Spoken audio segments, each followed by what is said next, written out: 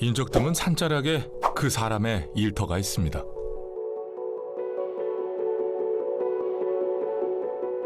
그의 일은 전화 한 통으로부터 시작되는데요.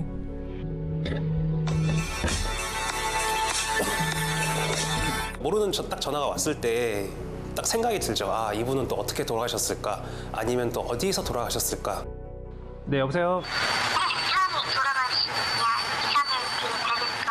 이야기를 네네. 그 돌아가신 분이 그 침대 위에서 돌아가셨나요? 아니면 이불이라든가 바닥에서 돌아가셨나요? 이불 바닥에 이불 깔고 유가족분들께서 저희한테 이제 그런 사연을 전달을 하게 되면은 이제 거기에 맞춰서 이제 현장으로 이제 출동을 하게 되는 거죠. 시간과 장소를 가리지 않고 누군가 외로이 떠난 곳을 향해 걸음을 옮기는 사람. 그는 조금 특별한 일을 합니다. 안녕하세요. 저는 고인의 유품 정리, 고독사 현장 특수 청소를 10년째 운영하고 있는 길해용이라고 합니다. 고인분께서 이제 사망을 하고 난 이후에 유가족분들이 이제 다양한 일을 진행을 해야 되거든요. 고인분이 거주하고 계시던 집안에 있는 물건 정리를 시작으로 뭐 그렇게 좀 고독사를 하셔가지고 그러한 현장을 청소를 한다든가 사망자 자동차에 대한 처분 아니면은 뭐 그런 상속이라든가 그런 법률 서비스 연계 이런 것들을 모두 이제 아우러가지고 이제 유가족분들을 위한 서비스를 진행을 하는 일이라고 보시면 될 것 같습니다. 혼자 살던 60대 여성이 고독사한 현장입니다. 네. 이거 바닥 시커먼 게 그건가요? 어제 이분이 좀 거동이 불편하셨나 봐요. 네. 네, 그래가지고 이 안에서 그냥 좀 실례를 하신 것 같아요. 그냥 막 변이랑 우물이랑 그런 것도 좀 많이 있었어요. 고독사는 발견되는데 길게는 1년도 걸린다는데요. 다행히 이곳은 고인의 사망 이틀 뒤 올 수 있었습니다. 발견이 더 늦어졌다면 집안의 오물까지 더해져 작업이 아주 힘들었을 겁니다. 문을 열고 들어가면은 그렇죠. 일단 코를 찌르죠. 그런 부패 악취가 코를 찌르고 예. 굉장히 심각한 경우에는 이제 저절로 눈물이 나오는 경우도 있고 그러한 흔적들을 보게 되면은 일단 뭐 약간 좀 우울한 느낌이 드는 건 어쩔 수가 없는 것이고 이분 저기 뭐냐 그 유가족분은 계시는가요? 청소할 때 주인집 아줌마니 얘기로는 네. 남편분은 사별하신 것 같고 네. 그리고 나서 아드님도 하나 있는 것 같은데 아드님이랑은 좀 연락이 끊겨서 네. 경찰서에서 해가지고 아드님이랑 연락이 됐는데 아드님께서 그냥 끊고 사신 분이라고 네네. 그냥 자꾸 이렇게 연락하는 거 좀 불편하다라고 해가지고 경찰서에서 거의 무용고자식으로. 요즘은 가족이 있어도 무연고자가 되는 일이 많습니다. 굉장히 많이 있죠. 그러니까 저희한테 연락이 오는 경우는 아까 말씀드렸다시피 가족관계가 단절되는 경우가 많은데 자녀가 부모에 대한 그런 거를 거부하는 경우가 대부분이라고 보시면 되고요. 자녀만은 욕할 수가 없는 이유가 그 유가족분의 의뢰를 받고서 이제 고인에 대한 그런 유품 정리를 진행을 했는데 그 아드님께서 저한테 이렇게 얘기하더라고요. 자기가 태어나서 이 사람을 단 한 번도 본 적이 없는데 내가 왜 이 사람 죽어가지고 내가 여기까지 올라와서 내가 왜 이 고생을 해야 되는지 이해가 안 된다고 그렇게 얘기하는 경우도 자주 그렇게 얘기하는 경우도 있었고. 중요한 유품은 어떻게 찾으면은 저희가 보관할까요? 아니면은 아닙니다. 그 유품은 네네. 여기가 그 동사무소 쪽에서 연락이 온 거라서 유품 같은 게 있으면 찾아놓으면 와가지고 자기가 그 일단 보관해 놓겠다라고 하셔가지고. 심각한 오염물을 치우고 나면 제일 먼저 유품이라 불릴 만한 것을 찾아야 합니다. 크게 두 가지로 나뉘는데 통장이라든가 도장 아니면은 뭐 현금, 귀금속, 그다음에 뭐 보험 증서 그러니까 이런 그런 재산적인 가치품이 있고 그다음에 사진이라든가 뭐 다이어리 같은 정서적인 유품 이제 그런 것들을 저희가 일단 기본적으로 찾아서 이제 유가족분이 계시면은 저희가 전달을 해드리고 만약에 유가족분이 안 계시면은 저희가 일단은 보관을 해두죠. 주인을 잃은 수많은 물건 중에 세월의 때를 입은 진주 목걸이만이 고인의 생전 취향을 알려주는데요. 간혹 고인에게 채무가 있거나 유가족에게 남기는 재산이 정리되지 않았을 땐 현장에서 큰 소리가 나기도 합니다. 분쟁거리를 만들지 않으려면 꼼꼼하게 확인을 해야 하는데요. 혹시라도 주머니에 뭐 편지가 나올 수도 있고 아니면 뭐 돈도 나올 수 있고 아니면 뭐 이분이 끼시던 뭐 반지나 그런 것도 나올 수도 있고 하니까. 하지만 이렇게 해도 의심을 받고는 합니다. 약간의 그런 의심의 눈초리를 받게 되는 경우가 있어요. 자녀분이 오셔가지고 집안에서 지갑이 나왔을 텐데 지갑이 왜 없냐? 저희 안 나왔는데요. 그러니까 아니 있었을 거라고요. 그러니까 아니요 진짜 안 나왔습니다. 했더니 아니 안 나올 리가 없잖아요. 계속 이렇게 말씀하셔가지고 제가 이제 맨 처음 연락 주셨던 조카분에게 연락을 하니까 제가 경찰한테 넘겼는데요. 그러니까 이렇게 말씀하시는 경우도 있었고 초기에서 한 3년 동안은 굉장히 힘들었죠. 방 한쪽에 고인이 고이 모아둔 앨범이 나왔습니다. 사진은 정서적 유품인데요. 여기 전체가 다 앨범인데. 앨범이에요? 네. 되게 많네. 연락이 끊긴 아들의 결혼식 사진과 가족 행사 사진. 이거는 그냥 일단은 놔둬야 될 것 같아요. 아버님. 고인의 부모님 사진입니다. 이렇게까지 모아둔 걸 보면 고인에겐 큰 의미였을 겁니다. 마지막 작업할 때 한번 여쭤보시고 만약에 이것까지 필요 없다라고 말씀을 하시면 그냥 저희 회사 쪽으로 옮기든가 일단 그렇게 하시죠. 혜영 씨가 유품을 챙기게 된 이유가 있습니다. 무연고 사망자로 구분이 된 경우에는 저희가 무조건 보관을 해요. 어떻게 될지 몰라서. 이제 무연고 사망자로 구분이 되셔가지고 저희가 다 이제 정리를 하고 다 폐기 처분을 하고 뭐 그렇게 진행을 했는데 1년 넘은 뒤에 연락이 오더라고요. 그러니까 자기가 꽤 먼 친척이라고 했어요. 근데 그나마 연락이 닿은 거예요. 근데 이분이 외국에서 거주를 하고 계셨더라고요. 그래서 어떻게 하다가 이제 저를 알게 되셔서 저한테 물어보셨고, 그래서 그때 그냥 건물주 분께서 그냥 무연고 사망자로 구분됐기 때문에 그냥 다 처분하시라고 말씀하셔가지고 저희는 다 처분을 진행을 했습니다. 그러니까 굉장히 아쉬워하셨거든요. 그때 당시에. 그래서 이제 그때 좀 생각이 든 거죠. 무연고 사망자는 어떻게 될지 모르니까 보관을 해야겠다. 라는 생각이 들어서 지금 현재는 이제 무연고 사망자 같은 경우에는 저희가 다 유품을 모아놓고 있습니다. 인맥이 굉장히 좋으신 것 같은데요? 이게 영업하면서 하시는 분들 아니에요? 네, 이거 다 청첩장 같은데요? 영업하시면 그분들 다 생일 다 챙기고 그러시나요? 네. 쓸쓸했던 마지막과는 달리 생전엔 많은 사람과 어울린 것 같은 고인. 떠난 후 남겨진 유품이 그녀의 과거를 알려줍니다. 지금 봤을 때 디스크가 찾아오신 것 같아요. 그러니까 그 4번, 5번 요추관 척추 전방 전이증. 제가 봤을 때는 그러니까 이제 거동이 불편하시니까 이제 저런 걷기에 도움이 될 수 있도록 보행기가 있는 것 같고 걷기가 어려우니까 또 화장실까지 가지 못하셔가지고 이제 여기서 좀 실례를 하지 않았을까. 그렇게 이제 추측이 되네. 갑자기 닥친 불행에도 마지막까지 열심히 살아보려 했던 고인의 흔적이 노트 한 장에 서툰 글씨로 남아 있습니다.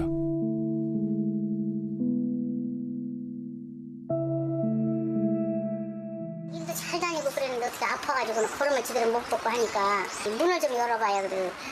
감조라도 주고 떡이라도 주지. 어찌 그렇게 문을 잠궈놓고 있냐. 형님 나가 이따가 저녁 때 지금 아파서 그런다 그래요. 본인이 문 열고 나오지 않는 이상 일일이 그걸 할 수가 없잖아요. 그래서 그냥 말한 건데 그리고는 이틀 있다가 그지. 불 안 켜놨으면 몰랐어요. 지금까지도 불 켜놨기 때문에 그게 발달이 된 거예요. 혜영 씨와 동료들이 고인에 대한 기억을 안고 천국으로의 이삿짐을 정리합니다.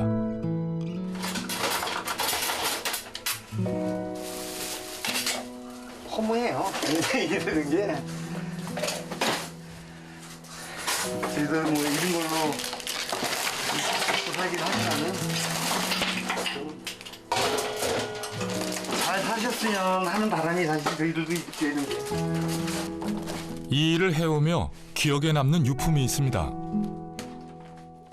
아버님 드리려고 했던 것 같은 시계? 34 정도 보이는 여성분이었고 치과 생활 하다가 회사에서 실직하고 나름대로 살아보려고 아르바이트하고 근데 아르바이트마저 일이 끊기고 화장실에서 이제 극단적인 선택을 하신 분이었는데 아버님이 충청도인가 저쪽에서 이제 농사 지시는 분이시더라고요. 연락을 좀 끊고 살으셨나 봐요. 따님은 나름대로 조그만 선물 같은 거 케이스에 시계 이렇게 청소하고 이렇게 하는 도중에 이렇게 유품이 나왔습니다라고 하니까 아버님께서 오시지는 않으셨어요.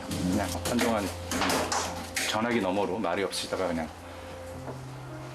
그럼 저 주소를 좀 알려드릴 테니까 택배를 좀 보내줄 수 없냐라고 해서 아버님 시계 포함해서 따님이 어떻게 살았는지 한번 다이어리 같은 것들 그런 것들 해가지고 택배로 보내드렸어요. 그래서 보내드리고 나서 3, 4일 있다가 그냥 고맙다라고 이런 것까지 챙겨주셔서 고맙다라는 그냥 문자 받은 그게 가장 기억에 남아요. 그 각자 그 개인의 사정이 있는 거고 그 가정사가 있는 건데 항상 이런 모습을 봐온다고 해서 정신이 무너지면은 사실 이 일을 할 수는 없잖아요. 중립적인 입장에서 그냥 바라만 볼 뿐이죠. 음식 솜씨 좋은 어머니를 따라 요리를 즐기는 평범한 청년이던 혜용 씨. 20대 중반에 이미 고깃집 사장님이었습니다. 하루는 가게 문을 닫고 집에 간 다음에 이제 다 씻고서 이제 컴퓨터를 켰는데 2011년 당시였어요. 그러니까 10년 전 당시였는데 제가 그런 기사를 보게 됐어요. 이제 고독사라는 기사를 보게 됐어요. 현재 일본에는 고령화 시대로 인해서 이런 고독사가 많이 발생이 되고 있고 이러한 고독사를 정리해주는 그런 직업이 있다. 그래서 이제 이런 생각이 들었어요. 그럼 뭐 가족관계 단절이라든가 이런 경우도 많이 많아지고 있기 때문에 우리한테 연락이 오는 경우가 많이 있겠구나라는 생각이 들어서 좀 확신이 들었죠. 조금 더 의미 있는 일을 하고 싶다는 평소의 생각과 딱 맞는 일이었지만 주변의 반대가 심했습니다.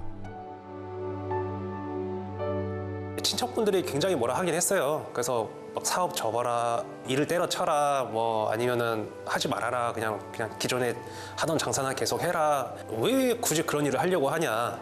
지금 그냥 네 살고 있는 동네에서 장사해도 뭐 밥 벌어먹고 사는 건 전혀 문제가 없는데 왜 굳이 이렇게 모험을 하려고 하냐.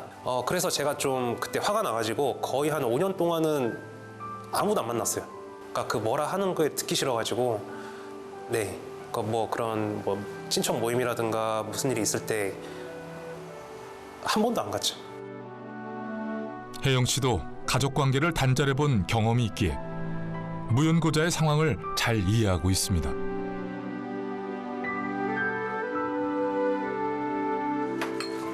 하지만 모든 사람들이 서로의 사정을 알아주는 것은 아니죠.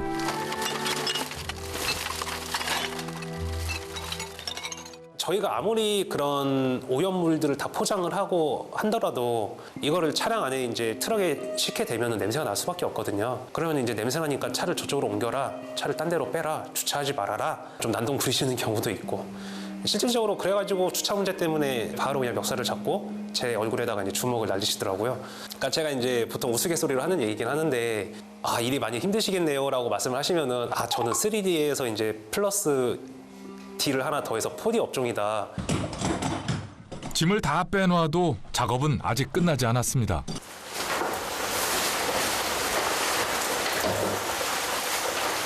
좀 약간 심각한 현장이었으면 벽지를 제거를 하는데 이 현장 같은 경우에는 일단은 현장 상황이 좀 무난했고 그다음에 이제 건물주분께서도 이제 벽지 제거를 원하시지 않으시고 그런 살균 소독 작업이라든가 그런 항균 탈취 작업을 또 한 번 진행을 할 겁니다. 유품 정리사가 특수 청소부라고도 불리는 이유인데요. 나가 계세요? 보이지 않는 냄새를 없애기 위해 약품을 살포하고 전문 장비를 사용합니다. 필요하다면 몇 번이고 이 과정을 반복하는데요. 약품이 가득한 방 안에서 숨을 참고 하는 고된 노동이죠.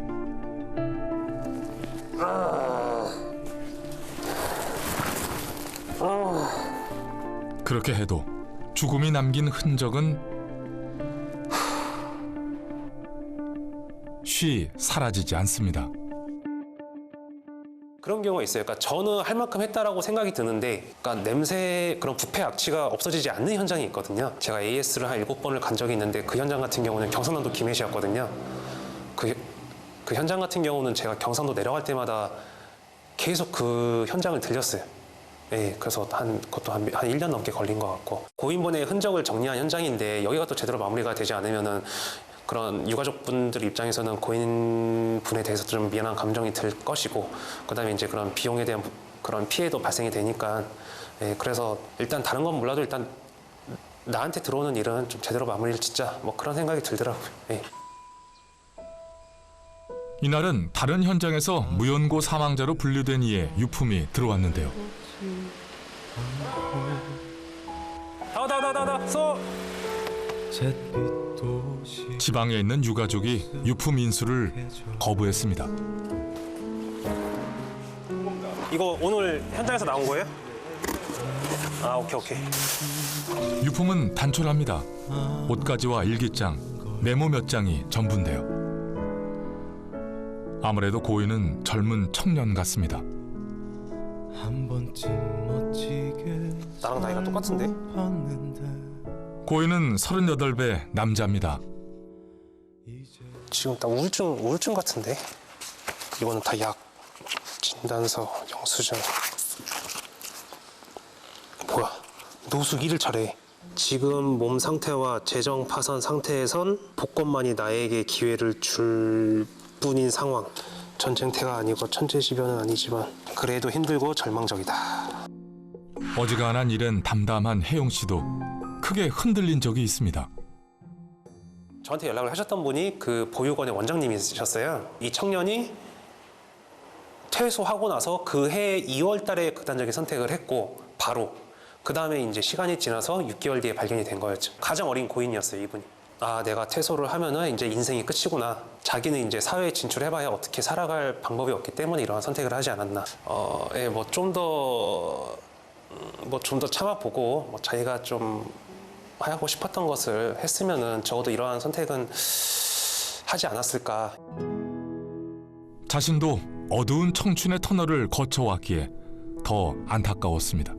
3년 동안은 굉장히 힘들었어요. 뭐 한 달에 뭐 50만 원도 못 벌 때였으니까, 그러니까 진짜 생활비조차도 안 됐었고, 혜영아 뭐 이번 달은 몇 건이나 했니?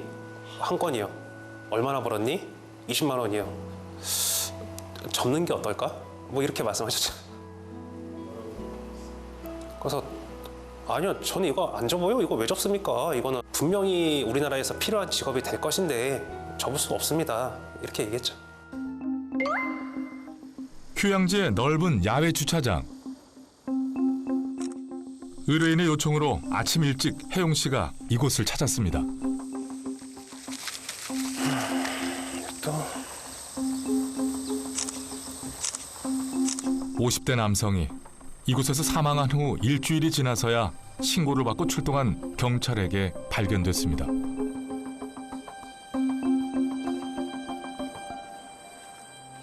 최근에는 차에서 극단적인 선택을 하고 뒤늦게 발견되는 일이 자주 일어나고 있는데요.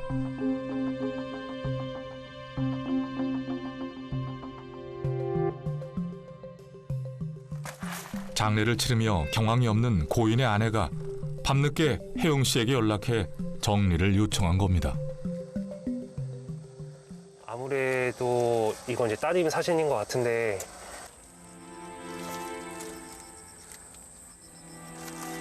약간 좀 그런 공고가 있는 거 보니까 약간 건설 현장 쪽에서 일하신 게 아닌가. 얼마 전까지만 해도 남들과 별다를 것 없는 일상을 보냈을 텐데 이렇게 또 한 명이 안타까운 선택을 했습니다.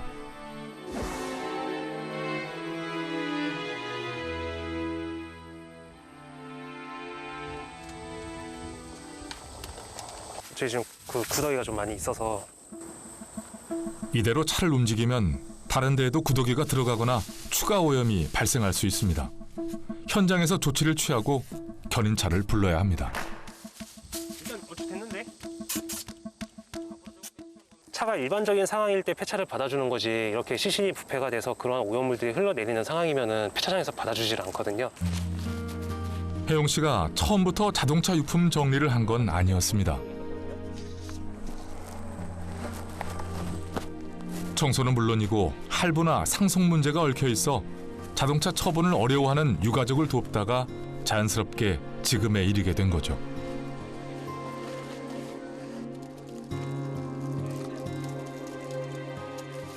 저희 애로사항 중에 또 하나라고 볼 수가 있는데 저희가 일을 하는데 뭐 근원날 오니까 바닥에 막 소금이 잔뜩 뿌려져 있다든가 아니면은 막걸리가 막 부어져 있다든가 뭐 정리 청소를 하고 이제 밥을 먹으려고 그 바로 마주 보이는 식당을 딱 걸어가는데 딱 눈이 마주쳤어요. 가게 주인분하고. 그래서 제가 이제 이랬거든요. 점심 식사 되냐 이랬더니 가라고, 냄새나서 안 된다고. 그때 이제 저랑 같이 일했던 친구와 이제 그런 얘기가 나왔죠. 야, 우리 앞으로 몸에 냄새나니까 나 다른 사람들한테 좀 피해 입히는 것도 많으니까 우리 그냥 밥 먹지 말고 작업하기 전에 든든하게 먹고 작업 다 끝나고 나서 그냥 헤어지고 난 다음에 그냥 알아서 각자 먹자 해서 이제 그 이후부터는 점심을 거의 먹질 않아요. 하지만 그 일로 세상을 원망해 본 적은 없습니다. 타인의 시선보다는 유가족이 처한 문제를 해결해 주는 게 그에겐 더 중요합니다.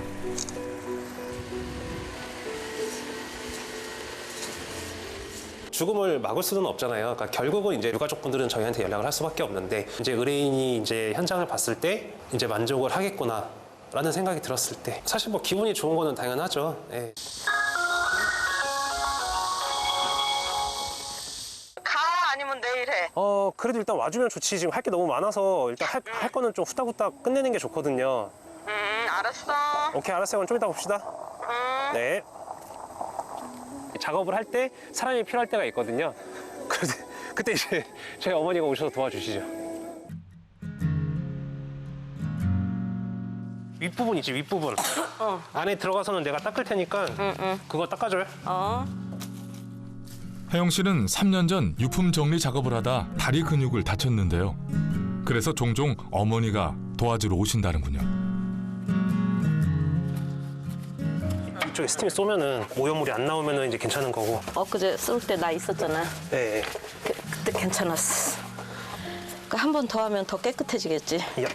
이게 조금 험하고 지저분하잖아요. 남들한테 보여지는 거 그게 조금 신경이 쓰였었어요. 저거 한번 줘봐요. 혜영 씨가 유품 정리사를 하겠다고 했을 때 어머니만이 가족 중 유일하게 아들의 편이 돼 주었답니다. 한 번 빠지면 그 일 하나만 생각을 해요. 옆을 잘 안 돌아봐요. 그래서 내가 오늘은 이거에 대해서 꼭 알아야 되겠다. 그러면은 그냥 밤새도록이라도 그걸 알아야 돼요. 그래, 내가 말린다고 뭐 어디가 그러게 내 말을 듣겠니? 하고서는 그냥 오케이 했죠. 요즘에 많이 힘들지? 응? 내가 도와줄 수 있는 것도 아니고 그거는? 너 아픈 거는? 이래나 저래나 뭐 언젠간 다 낫고치 뭐. 그 언젠가가 언제일까? 그러게 말입니다. 원래 부모들은 자식들이 안 아픈 걸 최고로 치는 거야. 물론 성공하는 것도 중요하지만 일단은 건강한 게 중요한 거야. 아파가지고 막 힘들어가지고 끙끙끙끙 대면서 일하는 모습 보면 마음이 아프잖아, 내가. 어머니는 고인과 유가족을 위하느라 아픈 아들의 건강이 걱정입니다.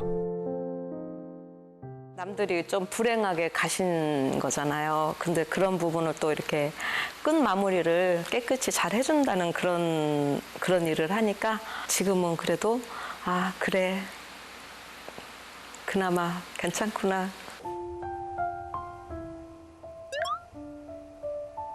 아들, 기래용 놀랬지? 이런 거 싫어하는 거 아는데 엄마가 아들 당황하는 거 보고 싶어서 서프라이즈 이벤트로 준비했어. 그래도 남들이 안 될 거다 그런 걸 왜 하냐? 그래도 네 갈 길 가고 결국 여기까지 온 걸 보면 한 사람의 인간으로서 멋지다고 생각해. 자기가 진심인 일을 만나면 그렇게나 부지런해지고 열정을 갖고 임할 수 있구나. 그래도 몸은 챙겨가면서 일했으면 좋겠어. 그리고 엄마한테도 자랑스러운 아들로 남아주라. 힘내. 화이팅! 보통 제가 일을 할 때는 굉장히 좀 그렇게 좀 이렇게 정신적이라든가 육체적으로 많이 좀 아프신 분들께서 이제 이러한 사건을 많이 겪게 되는데 그래도 저희 어머니 같은 경우는 그래도 지금 건강하게 지내고 계시는 거 보면은 그게 제일 감사하죠. 유가족의 어려움을 나누기 위해 혜영 씨는 오늘도 그곳에 있습니다.